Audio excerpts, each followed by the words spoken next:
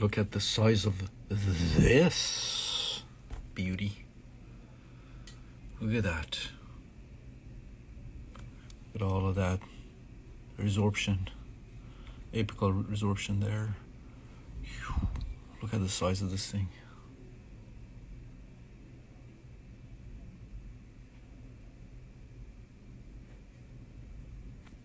This patient was referred to me for evaluation of teeth number 7, 9, and 10. According to the patient, the root canals were done approximately 20 years ago. Patient says she has had no symptoms with the teeth other than sometimes she can taste and smell something foul in her mouth. And finally, after years of experiencing the foul odor and smell and taste in her mouth, she went and saw her dentist, and her dentist took some x-rays and referred her to me. So this is tooth number 7. Take a look here. Look at this huge, enormous periapical lucency. So she has had this infection for many years, as you can see. And because she never went in to have frequent evaluations, at least, twice a year by her dentist, this went unnoticed. Look at that. Okay, so that's tooth number 7.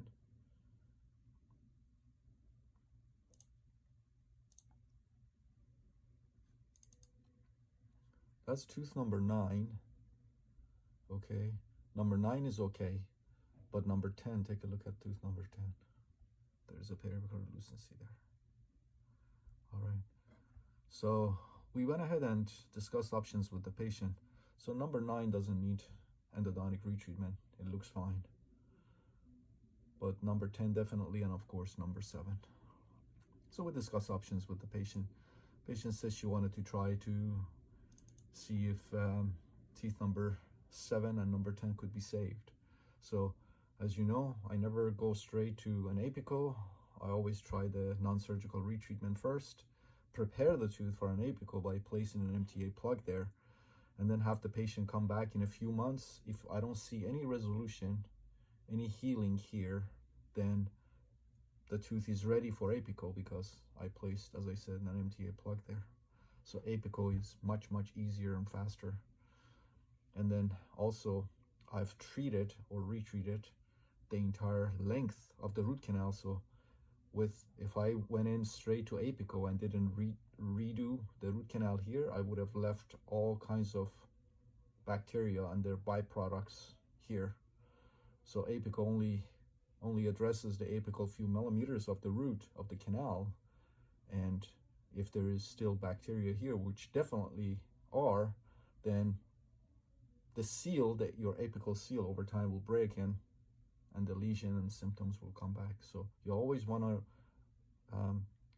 redo the root canal first, so you disinfect the entire length of the root canal, recall the patient in a few months. If there is no healing, then you can go to apical.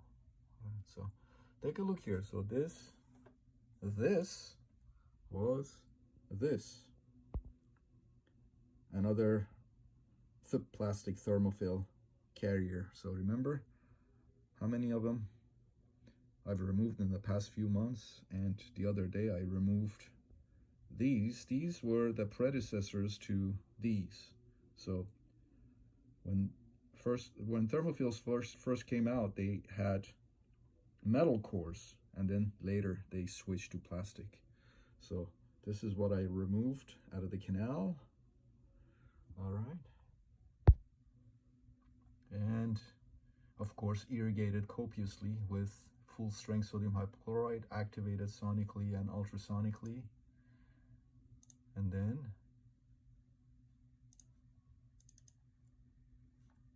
obturated with white MTA. This is white MTA followed by gutta perchance sealer, and temporize the tooth and refer the patient back to her dentist. Patient will come back in a week or two, so we can work on tooth number 7. I'm sorry, tooth number 10. We need to redo the root canal on that. We took care of tooth number 7 today, and this was a 1 appointment endodontic retreatment. And the reason I could do it in 1 appointment is because I tested the canal right before obturation by placing sterile paper point to working length, and there was no discharge, there was no oozing or anything, so I could obturate the canal. I placed an MTA plug, got a per chance sealer.